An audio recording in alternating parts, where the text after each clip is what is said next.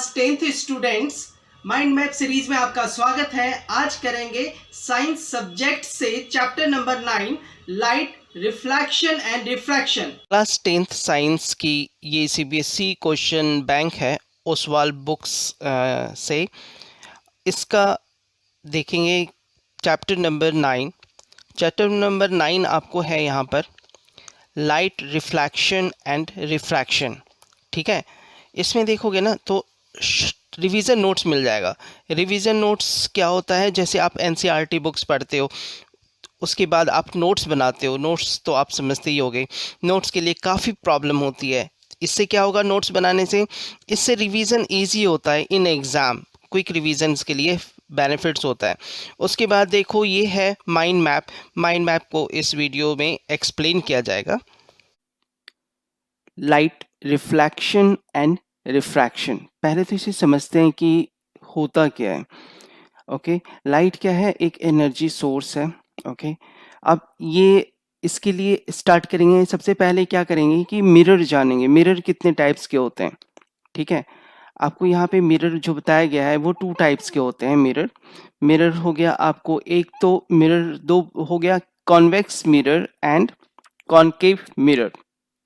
ठीक है, convex and concave, जिसका सरफेस ऊपर की तरफ उठा हुआ होगा, आगे तरफ उठा हुआ रहेगा, उसे कहेंगे कॉन्वेक्स मिरर। ओके, और जिसका सरफेस अंदर की ओर धंसा हुआ रहेगा उसे कहेंगे कॉनकेव मिरर। ठीक है, अब देखो कॉन्वेक्स मिरर जो होता है वो प्रोड्यूसेस वर्चुअल इमेजेस बनाता है, काल्पनिक इमेजेस बनाता है। और उसका यूजेस कहाँ कहाँ होता है, व्हीकल्स में यूज होता है, सिक्योरिटी कैमरास के लिए इस्तेमाल करते हैं उसे। ठीक है, और जबकि आप अगर चले जाएं यहाँ पर कॉनकेव मिरर में, तो कॉनकेव मिरर का can produce virtual as well as real. दो तरह से इसका बनता है। क्या बनता है, कॉनकेव मिरर में वर्चुअल भी बनेगा और रियल इमेज भी बनेगा। इसके यूजेस इंपॉर्टेंट है, यूजेस जानना। ओके, एमसीक्यू क्वेश्चंस में आता है।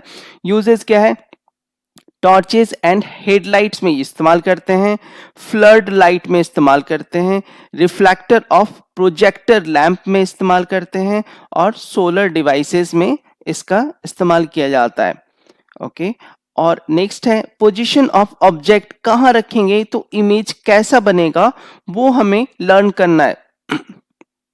पोजीशन ऑफ ऑब्जेक्ट अगर इन्फिनिटी पे होगा, एट इन्फिनिटी पे, तो इमेज कहाँ बनेगा, आपको फोकस पे बनेगा। उसका नेचर रहेगा रियल एंड इन्वर्टेड। और ऑब्जेक्ट को अगर आपने रखा between infinity and centre C, then image between बनेगा फोकस एंड सेंटर के बीच। क्या होगा उसका नेचर, रियल एंड इन्वर्टेड। और अगर ऑब्जेक्ट को सेंटर पे रखा गया है तो इमेज बनेगा सेंटर पे ही बनेगा, रियल और इन्वर्टेड। रियल होगा और उल्टा होगा। ऑब्जेक्ट को अगर हम between F and C means focus और सेंटर के बीच रखेंगे तो इमेज बनेगा beyond C, real and inverted. Object को अगर फोकस पे रखेंगे तो इमेज बनेगा एट इंफिनिटी और उसका नेचर हो जाएगा रियल एंड इन्वर्टेड। और अगर इमेज को बिटवीन पोल एंड फोकस रखा जाए तो इमेज बनेगा बिहाइंड द मिरर, नेचर हो जाएगा वर्चुअल, रियल एंड इन्वर्टेड। ठीक है, तो ये क्या हो गया, ये हमारा मिरर का, कॉनकेव मिरर का था पोजीशंस ऑब्जेक्ट का। ओके, अब देखते हैं कि कॉन्वेक्स मिरर का क्या था। कॉन्वेक्स मिरर में हमारा बन रहा है आपको प्रोड्यूसेस ओनली वर्चुअल इमेजेस। ठीक है, अब उसके बाद जानेंगे कि लेंसेज का। अब देखो एक चीज और यहाँ पे आपको दिया गया है कि मिरर में कुछ फॉर्मूलाज दिया हुआ है। देखो मिरर का फॉर्मूला दिया हुआ है, मैग्निफिकेशंस निकालते हैं तो मिरर का m is equal to minus v by u होगा और is equal to H I by H O. I means image और ओ का मतलब ऑब्जेक्ट को लेकर चलते हैं। ठीक है, मैग्निफिकेशन ऑफ लेंसेज भी दिया है। उससे पहले देख लेते हैं लेंसेज के बारे में। लेंसेज में क्या क्या हो जाएगा, लेंस में भी उसी तरह से 2 टाइप्स हो जाएंगे, सरफेस से रिलेटेड हो जाएगा। पहला हो जाएगा देखो कॉनकेव लेंस, कॉनकेव या डाइवर्जिंग, उसको कहते हैं कॉनकेव और डाइवर्जिंग लेंस। उसके यूजेस कहाँ कहाँ है? आई ग्लासेस में इस्तेमाल करते हैं, एंड कॉन्टैक्ट लेंस में इस्तेमाल करते हैं, फ्लैश लाइट में इस्तेमाल करते हैं, और पीप होल्स में इस्तेमाल करते हैं। यूजेस कहाँ कहाँ है? देखो, सिंपल माइक्रोस्कोप में भी इस्तेमाल किया जाता है लेंस का, कंपाउंड माइक्रोस्कोप में दोनों मिक्स कर देते हैं, तो telescope, camera, spectrometer, spectacles, okay, यहां इस्तेमाल करते हैं इन सब चीजों का। कॉन्वेक्स और कन्वर्जिंग लेंस, कॉन्वेक्स का दूसरा नाम कन्वर्जिंग भी होता है, याद रखना इसे। कॉन्वेक्स लेंस को कन्वर्जिंग लेंस भी कहते हैं। उसका अगर देखते हैं तो वहां पे पोजीशन ऑफ ऑब्जेक्ट क्या क्या हो जाएगा। तो पोजीशन ऑफ ऑब्जेक्ट, अगर हमने रखा है पोजीशन ऑफ ऑब्जेक्ट को इंफिनिटी पे, तो इमेज बनेगा f2 पे, मींस दूसरे वाले फोकस पर रियल इन्वर्टेड होगा। और बियॉन्ड 2f1 रखते हैं तो इमेज बनेगा between f2 and 2f2, real and inverted बनेगा। ऑब्जेक्ट को अगर एट 2f1 पे रखते हैं तो इमेज बनेगा 2f2 पे, रियल एंड इन्वर्टेड बनेगा। बिटवीन f1 एंड 2f2 पे रखते हैं तो इमेज बनेगा beyond 2f2, real and inverted. Object को अगर रखते हैं एट द फोकस f1 पे तो इमेज बनेगा at the infinity, real and inverted.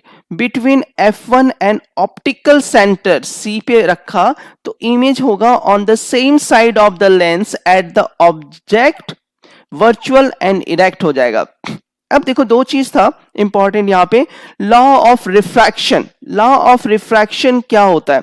Law of refraction and law of reflection. Law of reflection पहले कर लेते हैं। The incident ray, the normal and the reflected, तीनों जो होता है ना, all lie on the same plane. Okay, अब लॉ ऑफ रिफ्लेक्शन में क्या कहलाता है? इसमें सेकंड है, उसमें the angle of incidence is equal to the angle of reflection. Angle of i is equal to angle of r, इसे समझ सकते हो। अगर इस तरह से है फिगर और इस पे नॉर्मल खींच दो तो इंसिडेंट एंगल जो बनेगा वो रिफ्लेक्शन एंगल के बराबर होगा।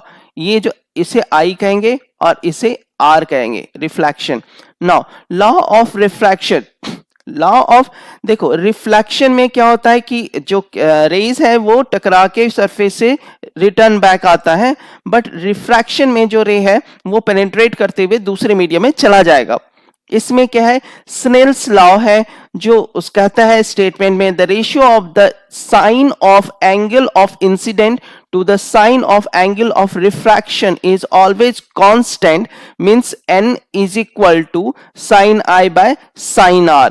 ओके, ठीक है। अब देखो, द इंसिडेंट रे, comma, the normal and the refracted ray at the point of incident all lie in the same plane for the two given transparent medium। Okay, तो इस तरह से हमारा कंप्लीट हुआ laws of reflection, law of refraction.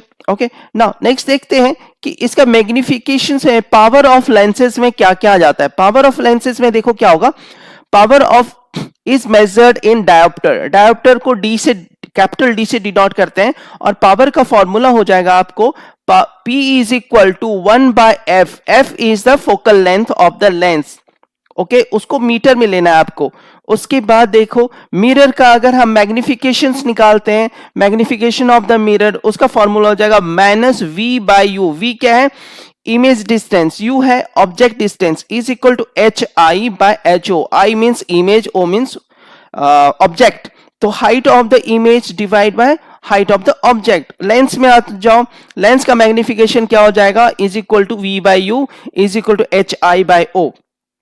Refractive index, refractive index क्या होता है? Property होता है मटेरियल का। अब रिफ्रैक्टिव इंडेक्स को देखो कैसे करेंगे। Refractive index of medium 2 with respect to, WRT का मतलब होता है with respect to medium M1 is equal to velocity of light in medium 1 divide by velocity of light in medium 2। इस तरह से करेंगे, ठीक है। अब ये क्या है? रेशियो है, that means it has no unit, इसका यूनिट्स नहीं होगा। अब आ जाते हैं formula for the focal length. कैसे निकालेंगे फोकल लेंथ? निकालेंगे, देखो आपको दो फॉर्मूला दिया हुआ है, मिरर फॉर्मूला और लेंस फॉर्मूला। ठीक है, तो इसे तो लर्न करना ही होगा, तभी आपका न्यूमेरिकल बनेगा, नहीं तो नहीं बन पाएगा। मिरर फॉर्मूला के लिए क्या है कि 1/f is equal to 1/v plus 1/u, ये मिरर फॉर्मूला। लेंस फॉर्मूला क्या हो जाएगा आपको? 1/f is equal to 1/v minus 1/u। Compare करोगे ना, देखो सिर्फ साइन का डिफरेंस है, बाकी सारा सेम है। देखो प्लस मिरर फॉर्मूला में है और लेंस फॉर्मूला में आपका माइनस है। उसके बाद है आपको ये शॉर्ट नोट्स को दिया गया है पिक्चर्स बाय टेबल, ताकि आप इजीली इसे रिकॉल कर सको, रिवीजन कर सको बीच बीच में। उसके बाद है देखो subjective type question. Subjective type questions में देखो यहाँ पे मैक्सिमम क्वेश्चन PYQ दिया रहेगा, जो कि एक्सपेक्टेड रहता है फ्यूचर में आने के लिए, नेक्स्ट एग्जाम में आने के लिए। ठीक है, इसको बड़े क्लियरली से देखो, अच्छे से फिगर से एक्सप्लेन किया गया, इसे आप इजीली समझ सकते हो। ओके, ये एग्ज़ाम पर्पस से इस बुक से तैयारी करोगी तो फिर एक्सपेक्टेड मार्क्स ज़्यादा ही आएगा। अब देखो ये PYQ दिया हुआ है, अब शॉर्ट आंसर टाइप क्वेश्चंस भी आपको यहाँ पे मिल जाएगा, और जो सब चीज़ लॉन्ग आंसर टाइप क्वेश्चंस भी है अवेलेबल। फिर देख लो टेबल्स भी बने हुए हैं। सब्जेक्टिव टाइप क्वेश्चंस हो गया, आपको यहाँ पे इस तरह से टिप्स भी दिया गया है, टिप्स एंड ट्रिक्स दिए गए हैं, ताकि आप इसका इस्तेमाल करके एग्ज़ाम में कम से कम टाइम लगे आपको क्वेश्चंस को सॉल्व करने में।